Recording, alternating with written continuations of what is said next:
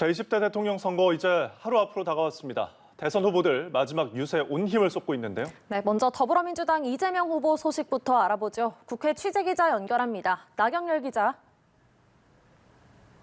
네, 민주당 이재명 후보 고향과 인천, 서울 등 수도권을 집중 공략했습니다. 오늘 하루에만 수도권 9군데에서 유세를 벌이는 일정이었는데요. 최대 승부처 수도권에서 최대한 많은 유권자들을 만나겠다는 전략입니다. 이 후보 유세에 나서기 전 기자회견을 열어 모든 걸 다 바치겠다는 뜻을 밝혔습니다. 직접 들어보시죠. 국민 여러분의 한 표가 얼마나 가치 있는지, 그 한 표로 당선된 대통령 한 명이 얼마나 큰 변화를 만들어낼 수 있는지 저 이재명이 직접 눈으로 확인시켜 드리겠습니다. 역시 인물론을 내세운 건데 윤 후보를 향해선 무능하고 준비되지 않은 후보, 전쟁 위기를 고조시키는 후보라고 비판했습니다. 이 후보 1시간 뒤쯤엔 시민들이 촛불을 들었던 광화문 청계광장에서 마지막 집중 유세에 나섭니다.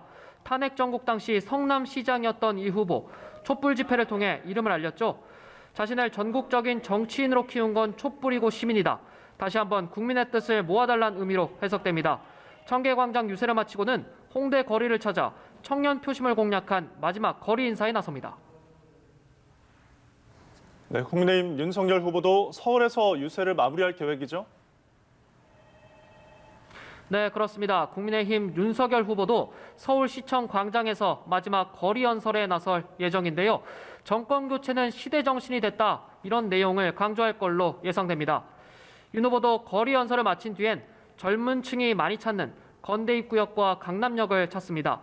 이 후보와 윤 후보 모두 2030을 향해 마지막 유세를 하는 셈입니다. 윤 후보 제주에서 일정을 시작하며 지지를 호소했는데요. 직접 보시겠습니다. 여러 달의 마라톤 여정을 마치고 이제 결승점을 앞둔 스타디움으로 들어왔습니다, 여러분. 제가 1번으로 결승 테이블 끊고 대구를 찾아선 대구가 자신의 정치적 고향이라고 말했습니다. 그러면서 민주당 정권의 부동산 정책을 비판하고 이 후보를 대장동 몸통이라고 규정했습니다. 정의당 심상정 후보는 2030 표심을 공략하는 것으로 공식 선거운동을 마무리합니다. 고려대와 한양대 등 대학가를 찾았는데요. 심 후보는 양당 정치로 청년의 삶이 바뀌었냐며 자신을 선택해 정치 체제를 바꾸자 제안했습니다. 이후 홍대 거리를 걸으며 청년들과 만나는 일정으로 선거운동을 마무리한다는 계획입니다. 지금까지 국회에서 전해드렸습니다.